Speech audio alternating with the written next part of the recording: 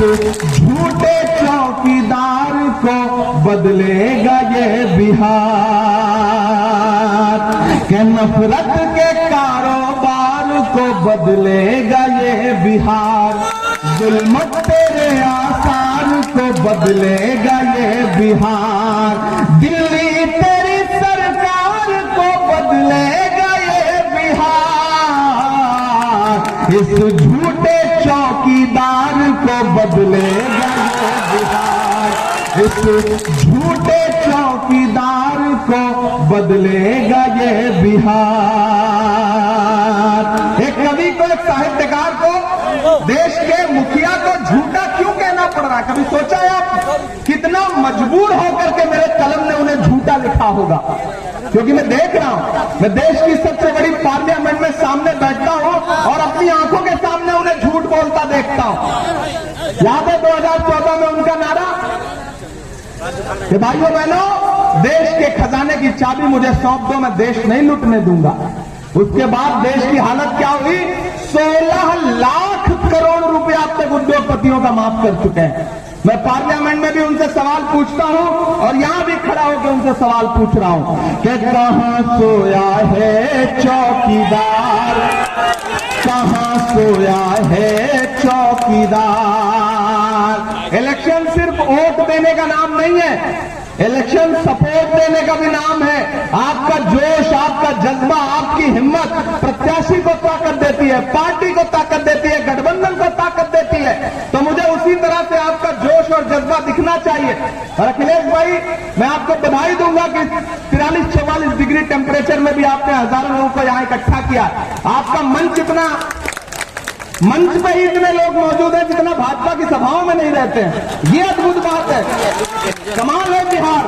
मैं बिहार की मिट्टी को सलाम करते हुए पंक्तियां पढ़ता हूं कि कहां सोया है चौकीदार, कहां सोया है चौकीदार, विजय माल्या नाक के नीचे से हो गया फरार, कहां सोया है चौकीदार, कहां सोया है चौकीदार। गैस सिलेंडर की कीमत भी 1000 के पार, कहां सोया है चौकीदार, कहां सोया है चौकीदार। के चाय बेचने वाला पूरा भारत बेच रहा है। बेच रहा है कि नहीं बेच रहा है? बेच रहा है कि नहीं बेच रहा है? सही कह रहा हूं ना मैं?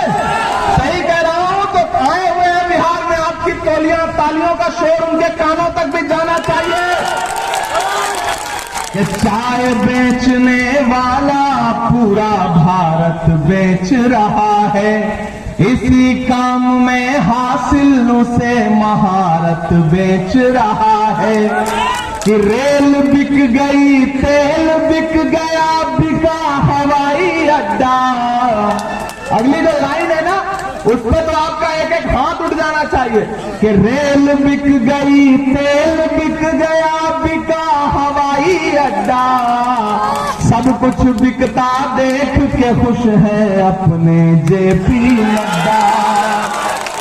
कि जनता महंगाई की मारी करती हाहाकार, कहां सोया है चौकीदार, कहां सोया है चौकीदार। अखिलेश भाई आइए एक मिनट, जरा आपसे गले मिलने का मन कर रहा है। तो क्या मैं अखिलेश भाई को अभी से जीत की बधाई दे दूं?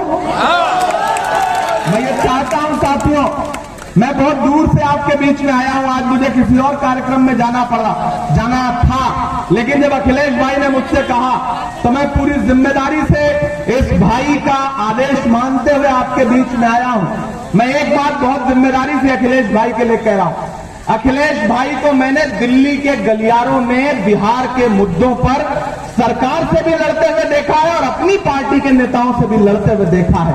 मैं इनके हिम्मत और इनके जज्बे की कद्र करता हूं, इसलिए मैं आज आकाश कुमार के लिए आपसे वोट की अपील करने आया हूं। क्योंकि जब मैं इनको भाई मानता हूं तो वो मुझसे छोटा है और वो मेरे भाई की तरह वो भी है। मैं उसके लिए अपना दामन फैला करके और खास तौर से अपने समाज लोगों से कहता हूं कि इमरान प्रतापगढ़ी आपकी जमानत है।